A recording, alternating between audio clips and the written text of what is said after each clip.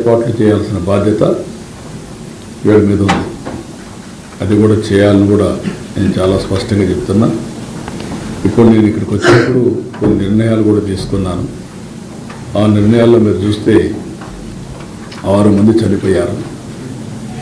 వాళ్ళ కుటుంబాలకి నా ప్రగాఢ సానుభూతి తెలియజేస్తున్నా. అదే సమయంలో ఆ 6 కుటుంబాలు కూడా ఎస్ లావణ్య విశాఖపట్నం, శాంతి విశాఖపట్నం, బుద్ధేటి నాయుడు బాబు నర్సీపట్నం, రజని విశాఖపట్నం, నిర్మల తమిళనాడు స్టేట్ కోయంబత్తూర్, అదే మరిగా మల్లిగా వీళ్ళు మెట్టు సేలం, వీళ్ళు మొత్తం 6 మంది చనిపోయారు.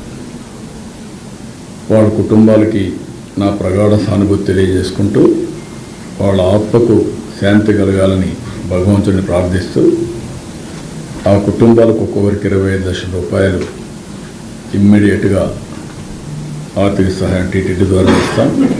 25 లక్షల రూపాయలు బోర్డు కూడా చెప్తున్నాను, వాళ్ళు కూడా వర్కౌట్ చేసి చేస్తారు. వాళ్ళకందరికి కూడా కాంట్రాక్ట్ ఉద్యోగం 6 మందికి 6 ఉద్యోగాలు ఇచ్చేట్టుగా ఇక్కడ కానీ తమిళనాడులో కానీ ఆ ఎంప్లాయ్మెంట్ కూడా ఇస్తారు. ఈ 2 కూడా వాళ్ళు మన టీటీడీ చేస్తారు. ఇంకొక పక్కన ఇద్దరికి కొంచెం సీరియస్ అయినాయి, దెబ్బలు తగిలాయి. వాళ్ళిద్దరికీ ఒక్కొక్కరికి 5 లక్షల చొప్పున ఆర్థిక సహాయం చేసి వాళ్ళ ఆరోగ్యం మెరుగయ్యే వరకు ప్రభుత్వ ఖర్చులతోనే మొత్తం చేస్తాం. వాళ్ళకి 5 లక్షల రూపాయలు ఇస్తాం. మిగిలిన వాళ్ళు దగ్గర మీరు చూస్తే ఆ 2 కూడా తిమ్మక్క, 2 ఈశ్వరమ్మ, 33 మందికి ఇంజరీస్ అయినాయి.